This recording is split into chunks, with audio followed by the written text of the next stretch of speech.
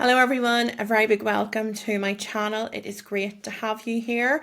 I'm Gemma Lonsdale. I am a prophet, a speaker, an author, and I'm going to share with you some information today about the National Health Service. But before we get into it, I wanted to share some exciting new things about some different changes that I'm making. Also mention to you about my book, Wisdom Proverbs for Today, that is available on Amazon. I'm going to pin the link below for you as well in the comments. And also I have two tiers now, two membership tiers on YouTube. This is completely optional. My content will always have a free element to it, but if you want to help support me on an ongoing basis, the option is there to subscribe to one of the tiers.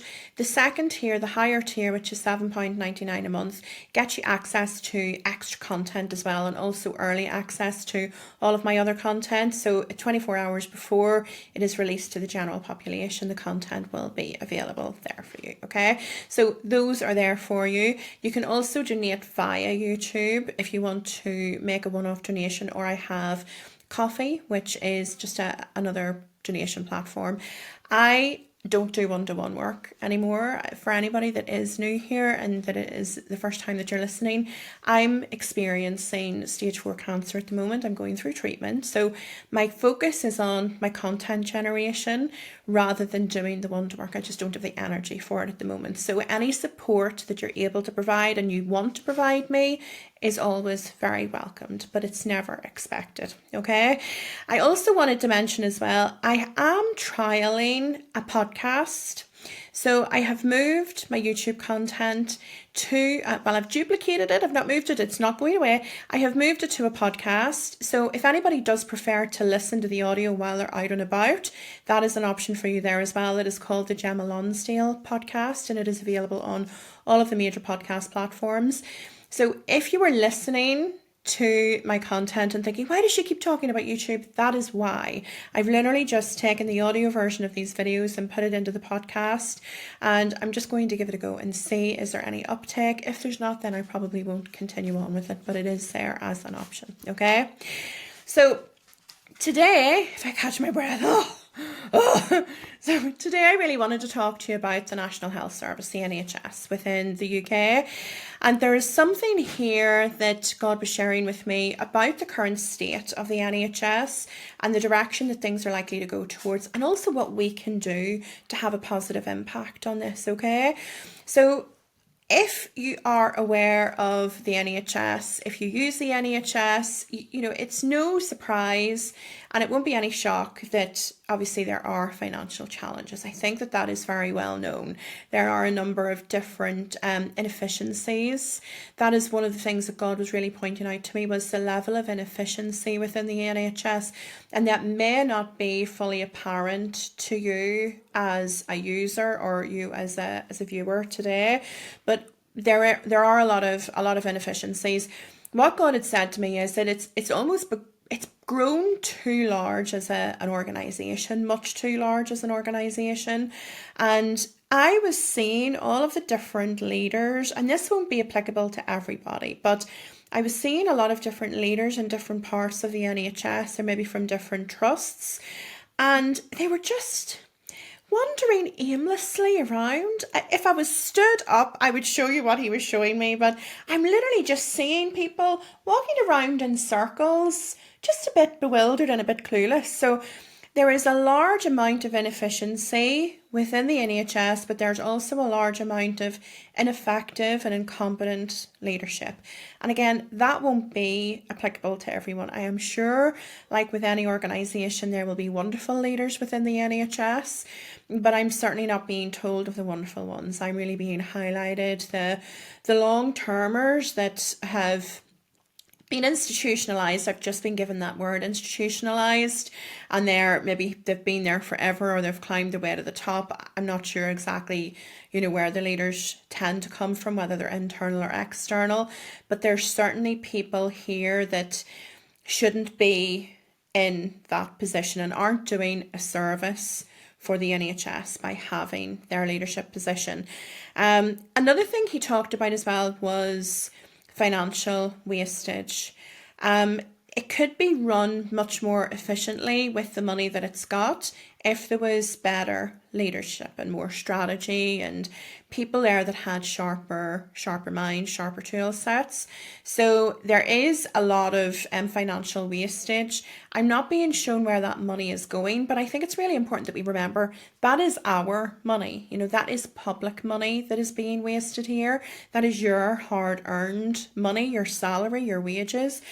So this is just being frittled away. I'm seeing it going in the wrong direction, and it's not being spent in a way that is effective and in a way that would be really beneficial to the general population. I am not seeing it necessarily improving. I'm not seeing things improving. Whenever I'm being shown a line chart here, it's almost like it's on a downward slope. So that would indicate that typically there are continued struggles or additional struggles that are set to come to the forefront there. And actually what God has said is that it needs knocked down and started from scratch. He's just been really blunt with that. It's almost like it's got too far now to even turn it around. We're not looking at a reformation. We're looking at a bring the bulldozer in, let's just demolish it and start from scratch with something that is brand new and fit for purpose, because the current NHS system as it stands, I'm being told, is not fit for purpose. It's actually really interesting. So a very close friend of mine is a non-executive director on a lot of different organisations, and the NHS is one that he does some work with. And I know from a conversation that we'd had together a few months back that the waiting list for mental health within one of the trusts local to where I live, which is in the north of England, the northeast of England, is over 80 weeks. So it's a really significant period. And whenever I was sitting talking to God about that, he was saying, well, people die halfway through that.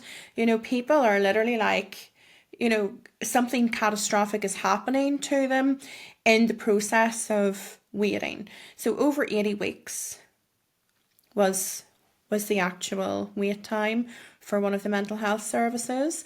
So as you can gain from that, like that is just completely, what are people supposed to do in the meantime?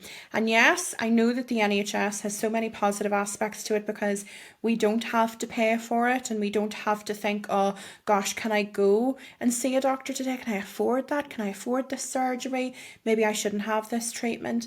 There will be a lot of reasons why it's being, run inefficiently or why it's just an inefficient service at the moment. But it's really important that we remember that actually we've already paid.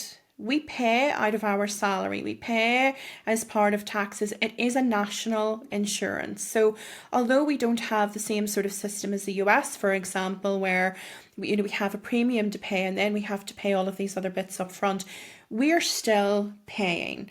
Whether that is proportionate or not for the service that we're receiving back out of it, that's a completely different conversation. But this isn't a free system because this is paid for by you and by me. Okay, so it's really important to just remember that. Now, I was really eager to find out, what is in store for the future. And I'm not being given a specific outcome from the NHS. I am being told, obviously, again, that God would come in and demolish it and start again from scratch. Whether that happens or not, I'm not being told. I am seeing more people depending on private healthcare. That could be because parts of the NHS have become private, but I keep seeing the name Bupa, which would indicate people opting for some sort of private healthcare system, or perhaps if there is a one-off, thing that comes up and they think, well, actually, let's just go private with this because the wait list with the NHS is far too long and I'm not going to get seen. So that was one of the things that I was being shown. And really what he was encouraging was more action from people. You have much more power than what you realise. And I know that it is very easy to think, well, it's power, I'm powerless, it's with the government, they're doing all of these things, like, who am I to influence anything? But there is more influence than what you can have than what you're aware of. There's more influence that you can have than what you're aware of. And actually, there's power in numbers as well. So when everybody starts to get on the bandwagon and starts to become more aware of what's happening, we can start to influence change a little bit more often. One of the things that he was saying about was read the reports. If there's information and reports of your local NHS trust or the services that you want to be using, read them, have a look, actually start to take in a little bit more information if it's not something that you're necessarily aware of at the moment. So take a little bit more information in, allow yourself to become a little bit more aware of what is happening and how it's being run, who are the people that are in charge, what are the challenges that trust is facing or that service, that department is actually facing, and start to take a little bit more action. So whenever you become aware of the issues, you can press a little bit harder, ask some more questions, make some suggestions, question the authority, even like drumming up support from your local politicians, your local MPs, things like that. Things like that really make a large change. Start writing about it on Substack. Get yourself a podcast going about, the failing NHS and, what you can do as a general population to get everybody on board. Start to rally people together. But we have influence here. We can make a difference. So don't for 1 minute think that your voice won't be heard and that it is insignificant, because actually we can make a huge difference here. And yes, we are lucky to have a healthcare system like this where we can go and we don't need to pay in order to see a doctor or in order to have a scan. But actually, if it's not fit for purpose, it does mean that many people won't get seen. It does mean that things will go undiagnosed. It does mean that people will have catastrophic things happen to them before they actually get to the hospital appointment. I've actually had a few things in the past where I've had some things done through private. I did hold private insurance for private healthcare insurance for a period of time in my life as well, although I don't have any on the go at the moment. So I have been seen privately in the likes of Spire and Bupa hospitals. But a lot of my major ailments have been taken care of within the NHS, and I am incredibly grateful for that. So at the moment, for example, I have stage 4 cancer and I am being seen through the NHS. However, I have seen a large shift in the waiting times. From I got my diagnosis through to me actually being seen to see anyone about a treatment option was 6 weeks, which is really significant. That's a really significant time to be left wondering and waiting. And then it was another 2 weeks after that to get confirmation of when the appointments would be for that treatment. So I have definitely seen the time periods being a little bit extensive, but we're being encouraged to take charge here. I don't know what transformation can happen within the NHS that can save it, but certainly if we ask more questions, we can uncover the things that aren't being done properly and certainly make improvements in the short term, even if it can't be saved completely in the long term. Okay, so I wanted to leave you with that. Obviously, if there is any other information that comes through, anything else that is available, I will share that with you. And anybody who is thinking of joining my inner circle, one of the video series that is going to form a part of that, just to start and wrap things up here, I realise I just abruptly went on a different tangent. I am going to be doing a video series called Talks with God, okay? And in that, we're going to be looking at various different prophecies in a bit more detail. We may also drill into some of the things that I've spoke about on my public channel as well, drilling into those in a bit more detail, bringing new information through, wisdom through. I also have left the door open as well to even consider bringing people on to do some interviews as well, and we can get some different voices onto that. So that is going to be a really big wealth of knowledge for you there, something that will be a little bit longer when it comes to content, a little bit more polished, and it will be released certainly fortnightly, but I may increase the pace with that and actually do it weekly. We'll see how we go.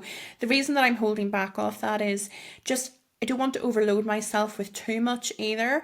Whenever I am going through my cancer treatment, I want to make sure that I'm pacing myself as well and leaving plenty of time for me to focus on me.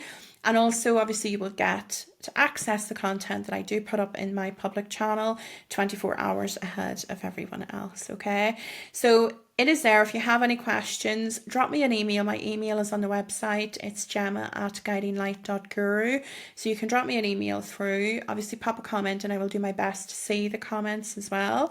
And I look forward to speaking to you all soon. I'm so excited. I'm so excited. I'm just really excited about where everything is going. I'm excited about the information that's being shared with me. I'm excited about where I can see the world going. And yes, there are so many, awful things that are happening in the world at the moment, but I'm being shown the light at the end of the tunnel. I'm being shown the good, and I can see all of the positive things that are coming from those horrible situations. And I really hope that that comes across in my content as well. So I'm excited about where that's going, and I'm excited about where my content is going. And I'm really excited to be continuing to, have this connection, this relationship with all of you as well. So anyway, I will leave that with you. Don't forget again, my book, Wisdom, Proverbs for Today, is available on Amazon. It's in hardback, paperback, and it is on Kindle. I'm part of Kindle Unlimited as well, if you were a user of that. So check it out. Any questions, I am always here, and I hope that you're enjoying my content, and go and start your podcasts and your blogs and things like that to speak about the subjects and everything that matter to you, whether it's the NHS or whether it's something else. You can make a difference.